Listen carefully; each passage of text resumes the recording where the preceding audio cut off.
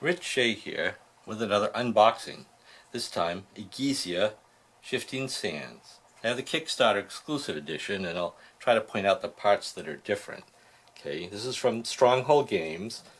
The designers, Flaminia, Brasini, Virginio, Gigli, Stefano, Luperto, and Antonio Tinto. Now, I have the first edition of the game, and I really like it a lot. It's actually one of my favorite games. I was very sad that so few were printed of the first edition, and I was very happy to back the Kickstarter for the new and slightly revised edition.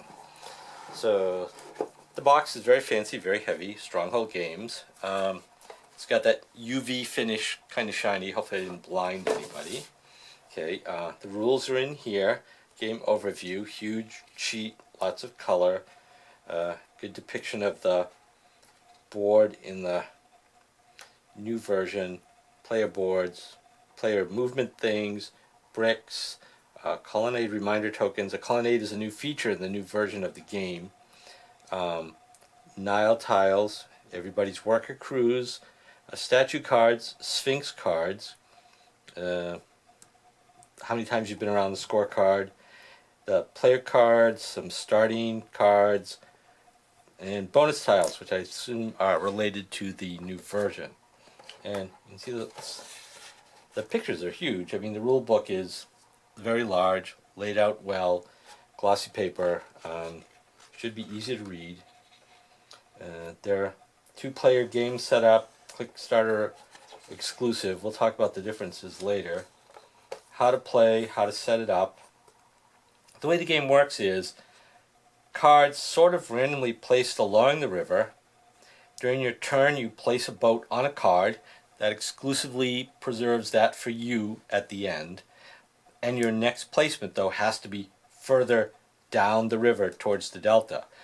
So if you spring ahead to grab a card you really need, you can't get any of the cards that are behind that. But that's the card you really needed. So it makes for a lot of really tense decisions. There are other interesting things in the game too, but that's the big one. For instance, you have to enlarge your crew in order to score points for building, but your enlarged crew now requires more food. And of course you also have to have mines to get the stone blocks for your crew to use to do the building. So it's a tricky balancing act, okay? In a plan so you place your pieces, then you have to produce grain and feed your crew. Producing grain can be tricky, and there's potential for backstabbery there. Then you use your crews based on your placement to build things. The things you can build, the obelisk, the colonnades is the new part. I don't know how that works, but I think when you finish a colonnade, you end up getting some bonuses for that. Statues, another new building part. In the original game, you would build these graves, not pyramids like the fancy ones, but less important graves. They scored points, but they seem to be less important than other things, so they were replaced in the new version.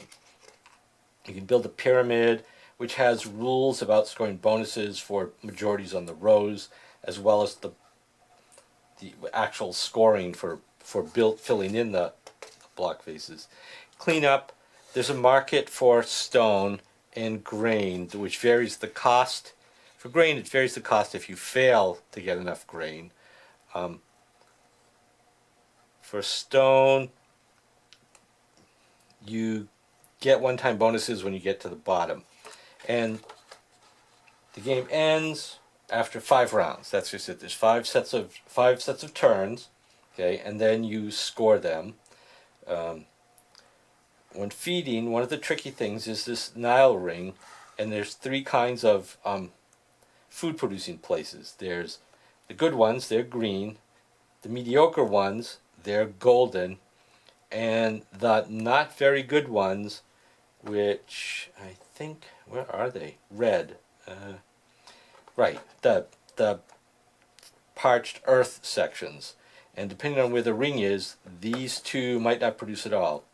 Then there are quarries where you get stones, and they come in different sizes.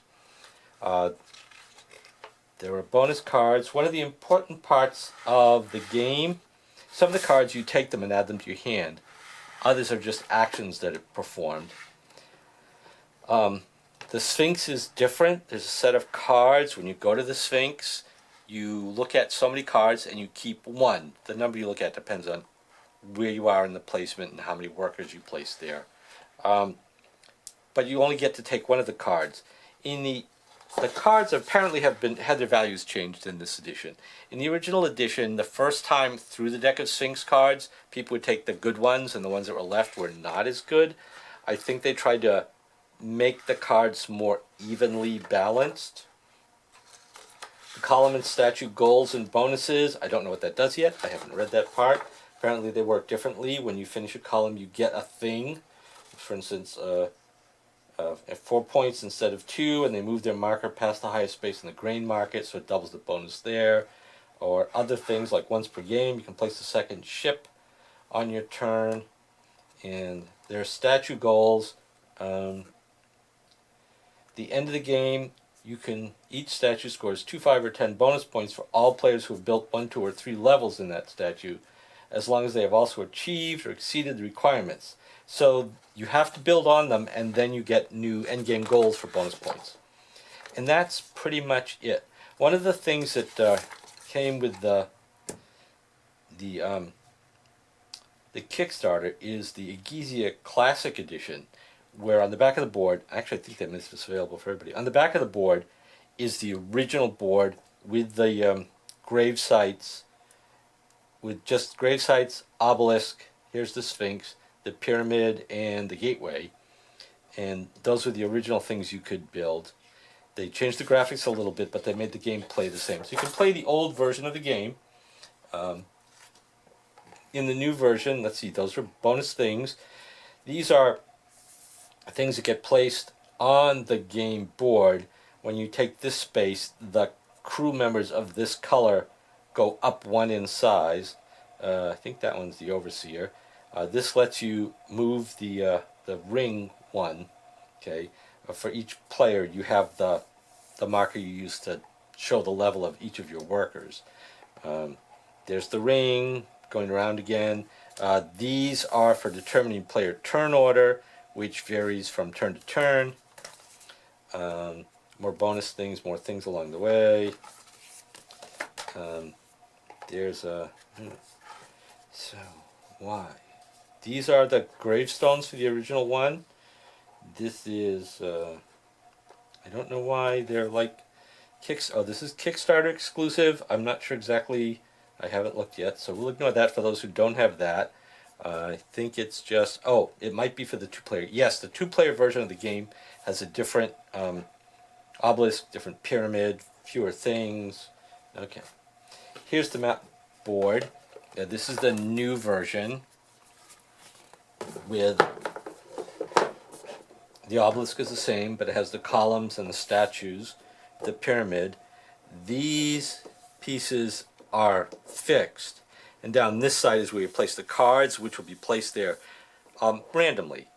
These spots are places where people can build. And, oh, and the Sphinx is at the end? That's interesting. Okay, so the Sphinx, no, this is for building in this section.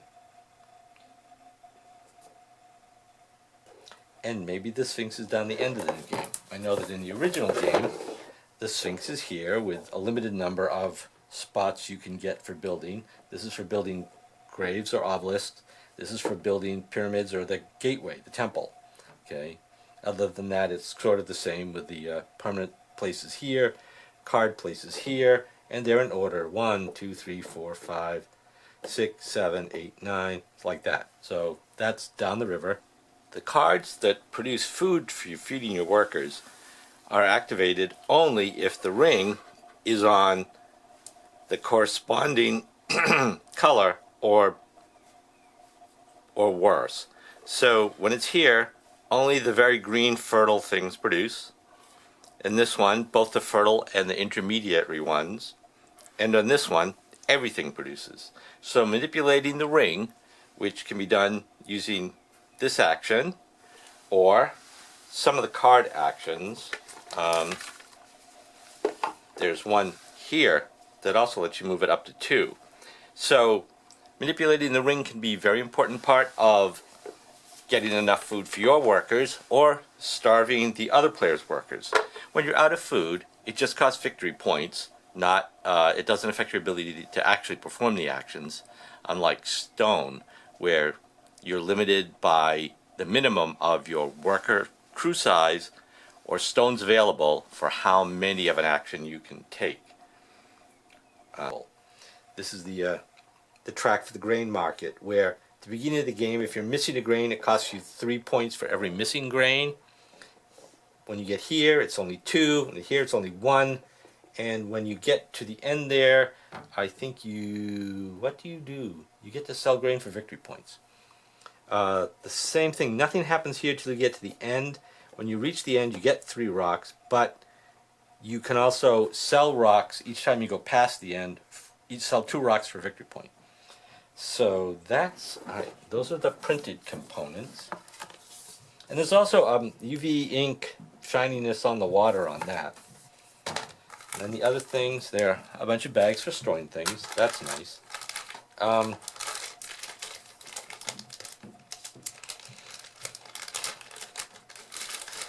I assume this is a Kickstarter thing, there's a wooden version of the cardboard circle for indicating that you're on. And there's, each player has their own colored bricks and their own ships. These are the markers. The bricks are just little rectangles.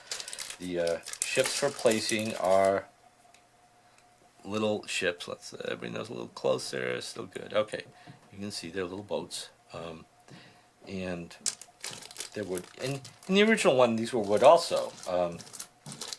Somewhat a little more muted colors, but it's nice.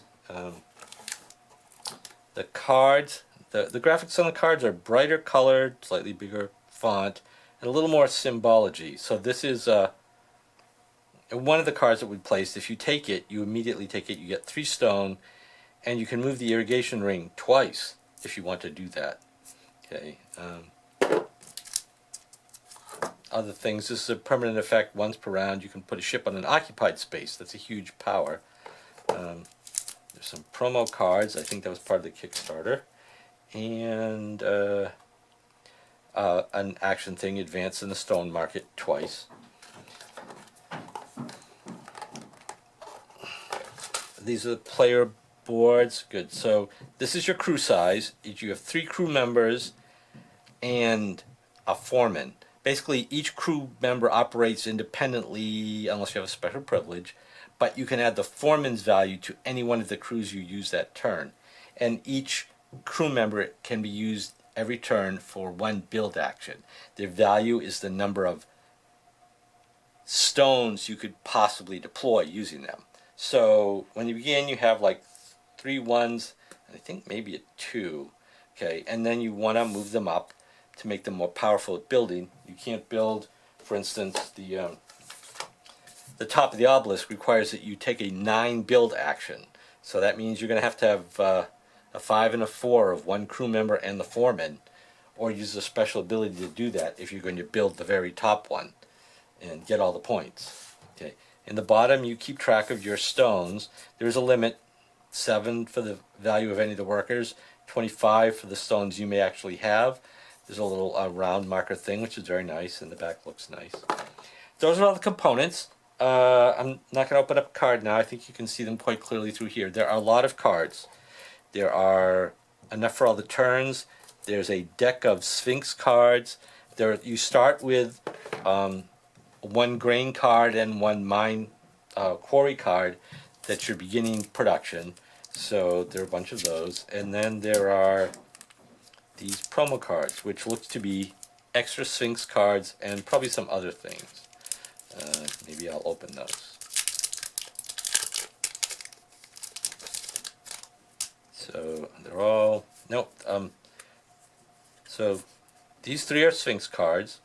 These are cards for turns 3 and 4, turns 1 and 2, and there isn't one. So there's basically 3 decks of turn cards, 1 and 2, which are early production, 3 and 4, which help you get your, your stuff together, and 5, which is about ending the game on top. So the 3 decks are used to populate down the river each time, and which makes it so that strategy works better. Luck is less involved in this. And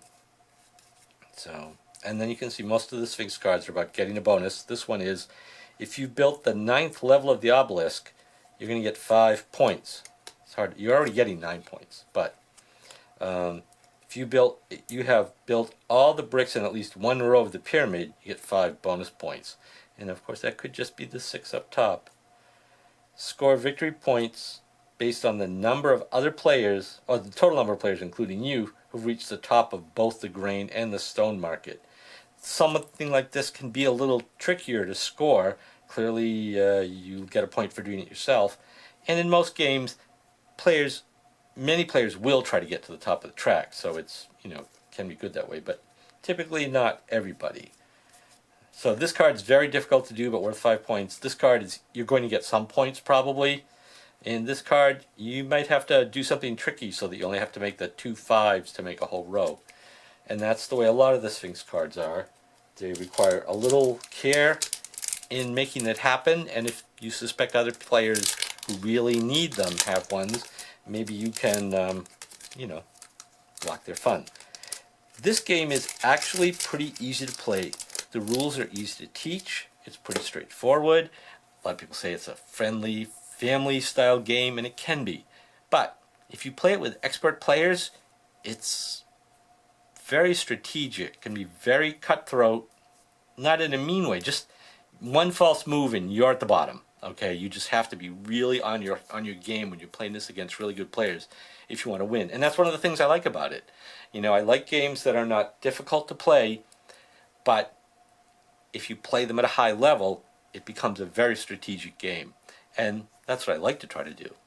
All right, so that's Egizia Shifting Sands. I endorse the game. I like it a lot. It's one of my favorite games.